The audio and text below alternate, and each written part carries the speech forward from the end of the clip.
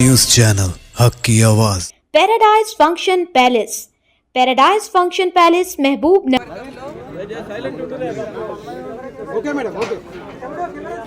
లగచర్ల గ్రామంలో జరిగినటువంటి సంఘటన ఆ రోజు 12వ తేదీ నాడు జిల్లా కలెక్టర్ మరి ఇతర అధికారులతో కలిసి అక్కడికి పబ్లిక్ హియరింగ్ పోయినప్పుడు సందర్భంగా అది ఆ గ్రామాలు ఏవైతే వీళ్ళు ఫార్మా కంపెనీ పెట్టడానికి భూసేకరణ చేస్తున్నారో అక్కింపేట కానీ కోలేపల్లి కానీ లగచర్ల కానీ రోటిబండి తాండ కానీ పులిచెర్ల తాండ కానీ ఈ 3 తాండాలు మరి గ్రామాలలో ఏదైతే వీళ్ళు భూసేకరణ కార్యక్రమాన్ని చేపట్టినటువంటి సందర్భంగా అక్కడ ఉన్నటువంటి రైతులందరూ కూడా ఫార్మా కంపెనీకి భూములు ఇవ్వడానికి నిరాకరించిన నేపథ్యంలో వాళ్ళు అనేక నెలలుగా దాదాపు 8 నెలలుగా అక్కడ ధర్నాలు దీక్షలు చేస్తూ అక్కడ ఫార్మా కంపెనీ వద్దని మా భూములు ఇయ్యమని పెద్ద ఎత్తున రైతులు అక్కడ నిరాకరించిన నేపథ్యంలో కూడా బలవంతంగానైనా భూములు లాక్కుంటామని అక్కడ ఉన్నటువంటి కొందరు అధికారులు చెప్పడంతో అక్కడ ఉన్నటువంటి రైతులు ఆ యొక్క పబ్లిక్ హియరింగ్ అంటే అక్కడ ఏదైతే పబ్లిక్గా విచారణ చేయడానికి కలెక్టర్ గారు అక్కడికి పోయినరో అక్కడికి ఆ రైతులు ఎవరు కూడా రాకపోవడం, ఆయా గ్రామాల రైతులు ఎవరు కూడా పబ్లిక్ హియరింగ్ రాలేదు, హాజరు కాలేదు. ఆ గ్రామాల్లో కాకుండా గ్రామాల బయట అన్నిటికీ సెంటర్ అనే ఒక ప్లేస్లో వారు పబ్లిక్ హియరింగ్ పెట్టుకున్నారు. పూర్తి పోలీస్ బందోబస్తు అక్కడ ఏర్పాటు చేసుకున్నారు కలెక్టర్ గారు ఇతర అధికారులు కలిసి. కానీ అక్కడికి ఎవరు కూడా పబ్లిక్ హియరింగ్ చెప్పుకోవడానికి కానీ వినడానికి కానీ అక్కడికి ఎవరు రాలేదు. రైతులందరూ అక్కడ రావడానికి మరి బహిష్కరించి వారి గ్రామంలోని అందరూ లగచర్ల గ్రామంలో అన్ని గ్రామాల వాళ్ళు లగచర్ల గ్రామంలో పోకూడదని బహిష్కరించి గ్రామంలోనే ఉన్నారు. ఆ సందర్భంగా మరి జిల్లా కలెక్టర్ గారు ఆ ఊరు నుంచి ఒక రైతు వచ్చి ఎవరో ఇద్దరు రైతులు వచ్చి వారిని మీరు గ్రామానికే రాండి, అందరు అక్కడే ఉన్నారు అక్కడికే రాండి అని కోరినట్టు, ఆ తర్వాత కలెక్టర్ గారు అక్కడికి వెళ్ళినట్టు అక్కడ గొడవ జరిగినట్టు మనం పత్రికల్లో మీడియాలో చూసినాం. వాస్తవంగా జిల్లా కలెక్టర్ గారు అక్కడ పబ్లిక్ హియరింగ్ పెట్టినప్పుడు ఎవరు కూడా రాన సందర్భంలో మరి ఆ గ్రామంలో ఒకరో ఇద్దరో ముగ్గురో రైతులు వచ్చి తమ గ్రామానికి రమ్మని కోరిన సందర్భంగా పెద్ద ఎత్తున బందోబస్తును ఏర్పాటు చేసుకొని అక్కడ పబ్లిక్ హియరింగ్ ఏర్పాటు చేసుకున్న కలెక్టర్ గారు మరి ఎవరికి కూడా పోలీసులకు సమాచారం లేకుండా వారు ఒకరే ఆ గ్రామానికి పోవడం, మరి ఒకరు 3-4 వెహికల్లు మరి ఆ గ్రామంలో సడన్గా పోవడం వల్ల గ్రామంలో ఉన్నటువంటి రైతులు ఆందోళన చెంది వారిని గో బ్యాక్ అని నినాదాలు కూడా ఇచ్చినట్టు, దాని తర్వాత అక్కడ పెద్ద గొడవ జరిగినట్టు, ఆ గొడవలో ఒక అధికారిని కలెక్టర్ గారిని మేము ఎవరు చేసుకొని మేమందరం గో బ్యాక్ అని వచ్చి గ్రామం నుంచి వెళ్ళిపోవాలి, మేము భూములు ఇవ్వమని చెప్పినాము. గ్రామస్తులు ఒక అధికారి దాంట్లోనే ఉన్నటువంటి ఒక అధికారి పట్ల కొంచెం దురుసుగా ప్రవర్తించి దాడి చేయడం పైన మరి ఆ రోజు పెద్ద ఇష్యూ రాష్ట్ర వ్యాప్తంగానే పెద్ద రగడగా, అంటే పోలీసుల వైఫల్యం, లా అండ్ ఆర్డర్ వైఫల్యం వల్లనే అక్కడ సంఘటన జరిగింది. వాస్తవంగా చెప్పాలంటే ఒక జిల్లా కలెక్టర్ గారు రైతులెవరు సుముఖంగా లేరని తెలిసినప్పటికీ భూములు ఇవ్వడానికి వాళ్ళు ఎవరు ముందుకు రావడం లేదు, బలవంతంగానైనా మేము భూములు తీసుకుంటామని అది వరకే అనేక సార్లు అక్కడ ఉన్నటువంటి అధికారులు వాళ్ళ మీద ఒత్తిడి తెచ్చిన నేపథ్యంగా అక్కడ ఉన్నటువంటి శాసనసభ్యుడు, రాష్ట్ర ముఖ్యమంత్రి గారి కుటుంబ సభ్యులు వారి సోదరుడు అనేక సార్లు వాళ్ళ మీద భయపెట్టించినట్టు, ఎట్టి పరిస్థితిలో భూములు ఇచ్చి తీరాల్సిందే అనేటటువంటి విధంగా వాళ్ళు వివరించినటువంటి తీరుపై ఆందోళన చెందినటువంటి రైతులు అక్కడ ఆగ్రహానికి లోనటువంటి సందర్భంగా జరిగిన సంఘటన అది. మరి ఆ రోజు రాత్రి మరి పోలీసులు పెద్ద ఎత్తున గ్రామంలో పడి రాత్రి ఇండ్ల మీద పడి పెద్ద ఎత్తున ఇండ్లకు దూరి కొట్టి లాఠీ చార్జ్ చేసి అడ్డగోలుగా మమ్మల్ని కొట్టి వ్యాన్లు ఎక్కించి ఇష్టం ఉన్నట్టుగా కొట్టిన మమ్మల్ని తలుపు తిరగొట్టుకుని డైరెక్ట్గా ఇండ్లలోకి వచ్చి మమ్మల్ని వ్యాన్లలో ఎక్కించుకొని తీసుకొచ్చిండ్రు. ఇక్కడ కూడా పోలీస్ స్టేషన్లో తీవ్రంగా మమ్మల్ని కొట్టినటువంటి బాధను ఈరోజు జైల్లో ఉన్నటువంటి రైతులు వ్యక్తం చేస్తూ ఉన్నారు. ముఖ్యమంత్రి గారు తన నియోజకవర్గంలో జరిగినటువంటి సంఘటనను తమ యొక్క వైఫల్యాన్నిగా చూపించుకోలేక ఇది తమ వైఫల్యం అని చెప్పుకుంటే, తమ నియోజకవర్గంలో జరిగిన సంఘటన వైఫల్యం అని చెప్పుకుంటే తన ముఖ్యమంత్రి పదవికి అవమానమని భావించినటువంటి ముఖ్యమంత్రి గారు ఇది రాజకీయ పరంగా దీంట్లో ఏ విధంగానైనా మేము అనుకున్నాం కాబట్టి అక్కడ ఫార్మసీ పెట్టి తిడతాం అనేటటువంటి విధంగా వాళ్ళని భయపడిస్తూ, మీరు ఎవరైతే జైల్లో ఉన్నటువంటి వాళ్ళు బయటికి రావాలంటే మీరందరూ కూడా ఇళ్లలో ఉన్నటువంటి ప్రతి ఒక్కరు సంతకాలు చేస్తేనే వాళ్ళు జైళ్ళలోంచి బయటకు వస్తారని భయపడడం, వాళ్ళు ఇళ్లలోకి వెళ్ళి కొంతమందిని ఎవరైతే ఆ రోజు అరెస్ట్ చేసిండ్రో తీసుకొచ్చిన వాళ్ళలో కాంగ్రెస్ పార్టీ వాళ్ళని అంతా వదిలేసింది. వాస్తవంగా ఆ రోజు ఏదైతే వీడియోస్ ఉన్నాయో ఆ వీడియోస్లో ఉన్నటువంటి వాళ్ళు పార్టీలకు అతీతంగా పాల్గొన్నారు ఆ రోజు జరిగినటువంటి రాడలు.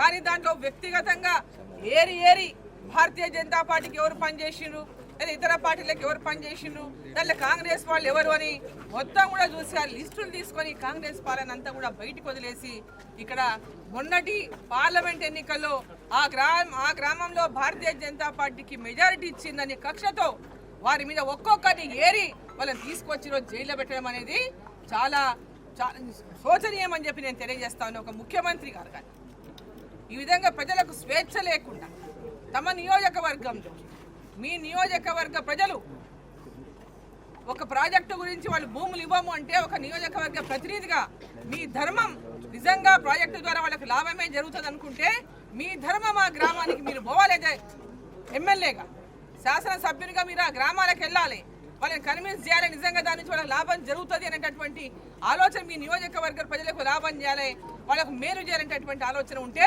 మీరు వాళ్ళ దగ్గరికి వెళ్ళి వాళ్ళని ఒప్పించి వాళ్ళలో ఉన్నటువంటి అపోహలను తొలగించాల్సిన బాధ్యత ముఖ్యమంత్రికి ఉంటుంది.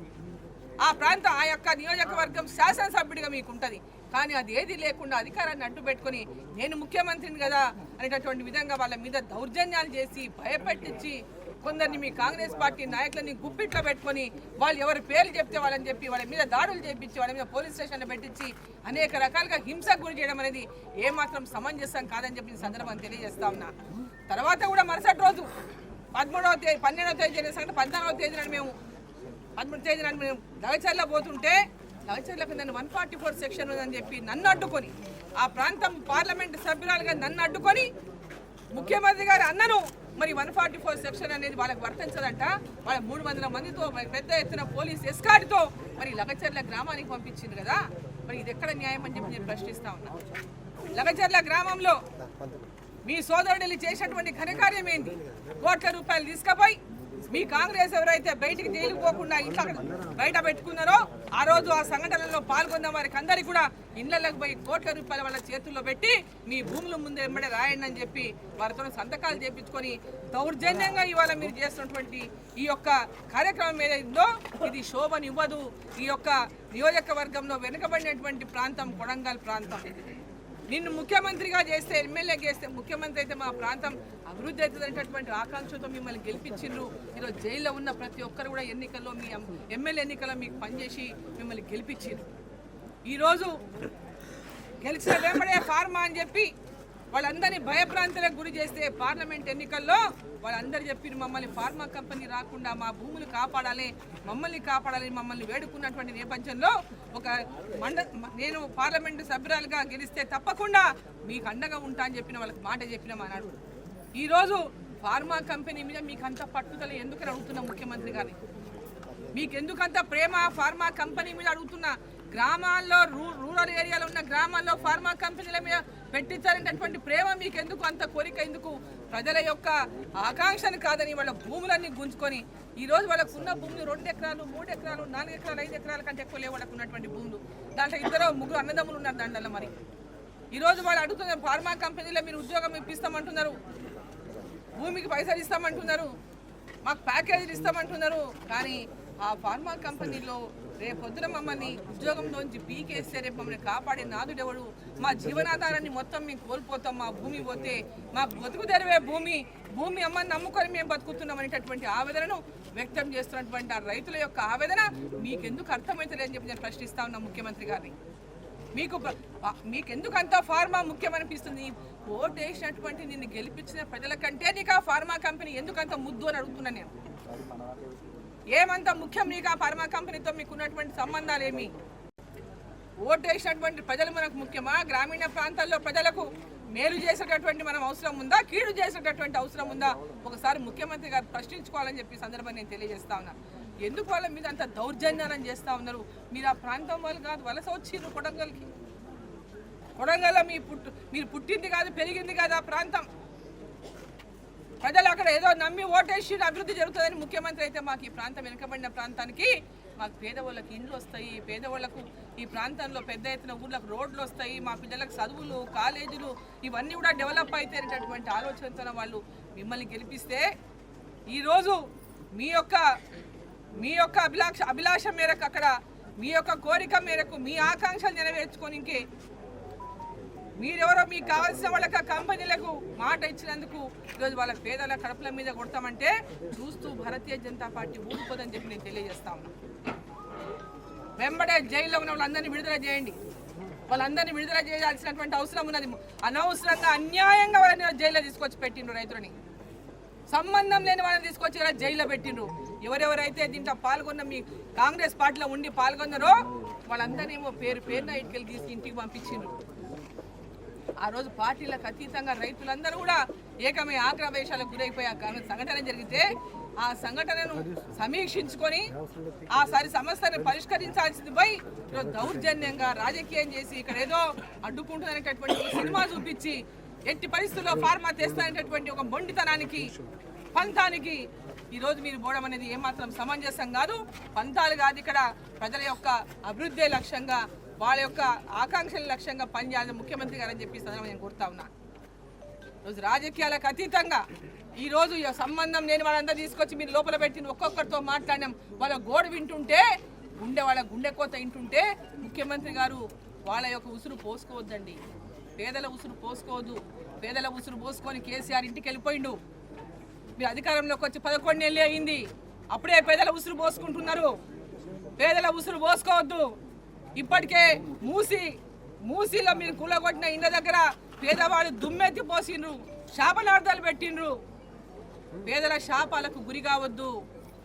పేదల శాపాలు ఏమాత్రం కూడా అవి శాపాలే నిజమైపోతాయి. తర్వాత ఆ శాపాలకు గురి కావద్దు. దయచేసి ఎంబడి ఆ రైతులని ఎట్టి పరిస్థితుల్లో కూడా వాళ్ళని ఈరోజు ఏ విధంగా హింసించిండ్రో, ఏ విధంగా కొట్టిండ్రో పోలీసులు. వాళ్ళు గర్భిణీ స్త్రీ నా భార్య గర్భిణీ ఉందంటే కూడా వదిలిపెట్టకుండా తీసుకొచ్చి స్టేషన్లో పెట్టిండ్రు. అమ్మా నా భార్యను చూసుకునే వాళ్ళు ఇంటి దగ్గర ఏడుస్తున్నాడు. ఒక ముసలాయన ఉన్నాడు, అమ్మా నేను ఏం చేసేదని తీసుకొచ్చి లోపల పెట్టానని ఏడుస్తున్నాడు. ఎంతోమంది యువకులు మేము అసలు ఆ రోజు ఊర్లోనే లేము, మా మీద అనవసరంగా ఈరోజు కక్ష కట్టి మమ్మల్ని ఇక్కడ పెట్టిండ్రని చెప్పి వాళ్ళు బాధపడతా ఉన్నారు, రోధిస్తూ ఉన్నారు. ఏది ఏమైనా మా భూములు మాత్రం మేము ఇవ్వమనేటటువంటి గట్టి పట్టుదలతో రైతులు మాట్లాడుతూ ఉన్నారు. అదైనా మీ కళ్ళకు కనపడదా? అదైనా మీకు అర్థం కాదా వాళ్ళ బాధ? రాష్ట్ర ముఖ్యమంత్రి తన యొక్క అహంకారాన్ని నియంతృత్వాన్ని వీడాలి, ఎంబడే విడనాలి. ఎంబడే రైతులనంతా కూడా ఏ విధంగా బేషరతుగా వాళ్ళని విడుదల చేయాలి, వాళ్ళ గ్రామాలకు పంపించాలి. వాళ్ళ బలాలను ఎట్టి పరిస్థితుల్లో బలవంతంగా తీసుకోకుండా వాళ్ళని మీరు ఒప్పించగలిగితే ఒప్పించి తీసుకోండి. వాళ్ళకి అన్యాయం జరుగుతుందో ఏ విధంగా లాభం చేస్తే వాళ్ళ జీవితాలను ఏ విధంగా మీరు పునరుద్ధరిస్తారో చెప్పండి. వాళ్ళని ఒప్పుకుంటే తీసుకోండి భూమి, కానీ బలవంతంగా తీసుకోవడం సమంజసం కాదని చెప్పి సందర్భంగా మరోసారి ముఖ్యమంత్రి గారిని హెచ్చరిస్తూ భారతీయ జనతా పార్టీ ఖచ్చితంగా ఆయా గ్రామాల రైతుల వెంబడి ఉంటుందని, వారికి అండగా నిలుస్తుందని చెప్పి సందర్భంగా నేను తెలియజేస్తా ఉన్నాను.